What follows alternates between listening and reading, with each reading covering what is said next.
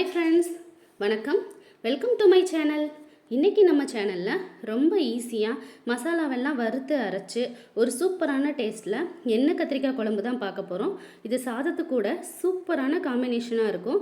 இதோடு சேர்த்து கல்யாண வீட்டு ஸ்டைல் முட்டைக்கோஸ் பொரியலும் தான் பார்க்க போகிறோம். வாங்க எப்படி செய்யலான்னு பார்க்கலாம்.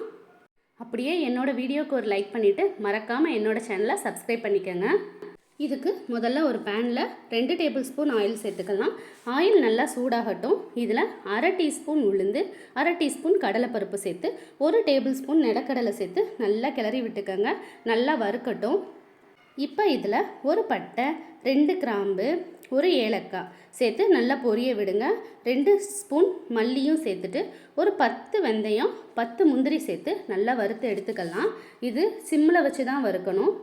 இப்போ எல்லாத்தையும் நல்லா மிக்ஸ் பண்ணிக்கலாம். அடுப்பு சிம்மில் தான் இருக்கணும். ஹை ஃப்ளேமில் வச்சா எல்லா பொருளும் கருகிரும். இதே மாதிரி நல்லா பொரிய விட்டுக்கோங்க.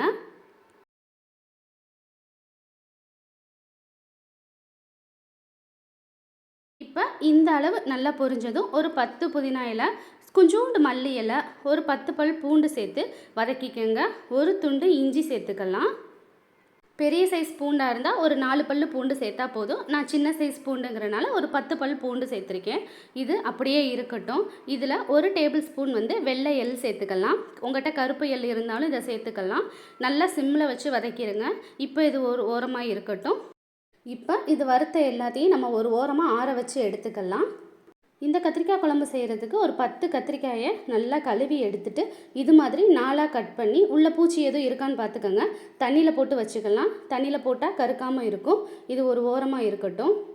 இப்போ ஒரு கடாயில் 1 டேபிள் ஸ்பூன் எண்ணெய் சேர்த்துக்கோங்க. கட் பண்ணி வச்சுருந்த கத்திரிக்காய் எல்லாத்தையும் உள்ளே சேர்த்துக்கோங்க. இப்போ ஒரு 5 நிமிஷம் மீடியம் ஃப்ளேம்லேயே வச்சு திருப்பி விட்டுக்கலாம். இப்போ இந்த கத்திரிக்காய்க்கு தேவையான உப்பு சேர்த்துக்கலாம். மறுபடியும் ஒரு நிமிஷம் வதக்கி இந்த கத்திரிக்காயை தனியாக ஒரு ஓரமாக எடுத்து வச்சுருங்க. இருக்கட்டும். இந்த அளவுக்கு கலர் சேஞ்ச் ஆனால் போதும். இது ஒரு ஓரமாக இருக்கட்டும். இப்போ ஒரு மிக்ஸி ஜாரில் 2 சில்லு தேங்காய் போட்டு நல்லா ஃபைனாக அரைச்சி எடுத்துக்கோங்க. தண்ணி சேர்க்கக்கூடாது. இப்போ அதே மிக்ஸி ஜாரில் ஒரு சின்ன சைஸ் புளி சேர்த்துக்கலாம். அதோட வதக்கி ஆற வச்சுருந்தோம்னா மசாலா அதை எல்லாத்தையும் சேர்த்துட்டு 1 ஸ்பூன் அளவுக்கு தனி மிளகாத்தூள் சேர்த்துக்கோங்க. தண்ணி விடாமல் ஃபஸ்ட்டு அரைச்சிக்கலாம். இந்த மாதிரி கொரன்னு அரைச்சி எடுத்த பிறகு இதில் 1/4 கப் அளவுக்கு தண்ணி சேர்த்துட்டு நல்லா ஃபைன் பேஸ்ட்டாக அரைச்சி எடுத்துக்கலாம். இந்த மாதிரி இருக்கட்டும். இப்போ ஒரு கடாயில் 2 டேபிள் ஸ்பூன் அளவுக்கு நல்லெண்ணெய் சேர்த்துக்கோங்க. நல்லெண்ணெய் சேர்த்தா இந்த குழம்பு நல்லா டேஸ்ட்டாக இருக்கும். எண்ணெய் நல்லா காஞ்சதும் 1/2 ஸ்பூன் கடுகு, 1/2 ஸ்பூன் உளுந்து சேர்த்துட்டு 1/4 ஸ்பூன் அளவுக்கு சீரகம் போட்டு நல்லா பொரிய விடுங்க. சீரகம் நல்லா பொரிஞ்சதும் 1 டேபிள் ஸ்பூன் அளவுக்கு கடலைப்பருப்பு சேர்த்துக்கோங்க. ஒரு 10 கருவேப்பிலை இல்லை ஒரு கொத்து கருவேப்பிலை சேர்த்துட்டு அதோட 20 சின்ன வெங்காயம் 2 நறுக்கி வச்சுருக்கேன். அதையும் இதோட சேர்த்து நல்லா வதக்கி விட்டுறலாம். வெங்காயம் நல்லா வதங்கினதும் இதோட 2 சின்ன தக்காளி பொடியாக நறுக்கி வச்சுருக்கேன். அதையும் இதோட சேர்த்து நல்லா வதக்கி விட்டுக்கோங்க. இதோட 2 பச்சை மிளகாய் கீரி சேர்த்துருக்கேன். இப்போ எல்லாம் நல்லா வதங்கட்டும்.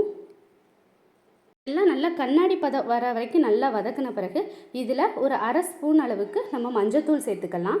1/2 ஸ்பூன் மஞ்சத்தூள் சேர்த்தா போதும்.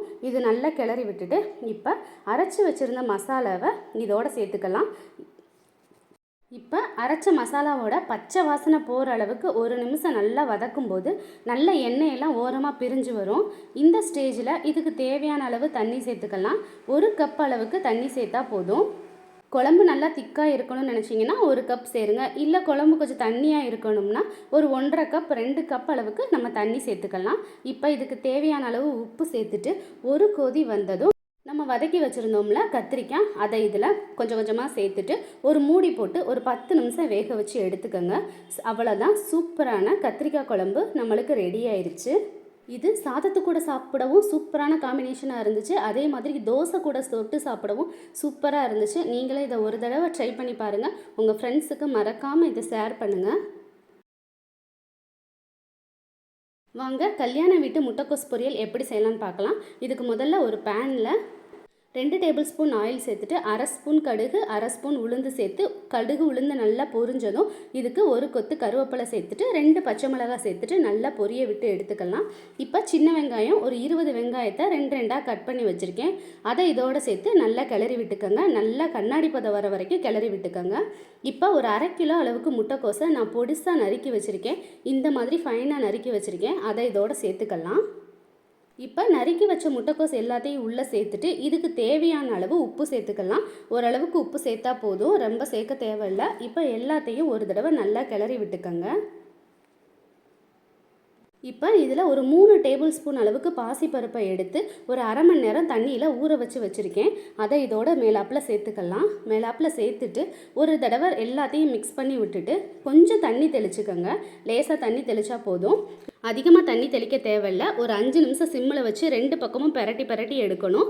அப்பப்போ அடியில் கிண்டி விடணும், இல்லாட்டி அடி பிடிச்சிரும். இப்போ ஒரு 10 நிமிஷம் வெந்ததும் அரை முடி துருவின தேங்காயை இதோடு சேர்த்து நல்லா கிளறி விட்டு இறக்கணும்னா சூப்பரான ஸ்டைலில் கல்யாண வீட்டு முட்டைக்கோஸ் பொரியல் ரெடி ஆயிரும். இந்த எண்ணெய் கத்திரிக்காய் குழம்புக்கும் இந்த முட்டைக்கோஸ் பொரியலும் சூப்பராக இருக்கும். நீங்களும் இதை ட்ரை பண்ணி பாருங்கள், கண்டிப்பாக உங்களுக்கும் பிடிக்கும். இதே மெத்தடில் நீங்களும் ஒரு தடவை இதை ட்ரை பண்ணி பாருங்கள். இந்த ரெண்டோட காம்பினேஷனும் எப்படி இருந்துச்சுன்னு மறக்காமல் எனக்கு கமெண்ட்ஸ் பண்ணுங்கள். நீங்களும் இதை ஒரு தடவை ட்ரை பண்ணி பாருங்கள். இதே மாதிரி வேறு ஒரு வீடியோவில் பார்க்கலாம். பாய்.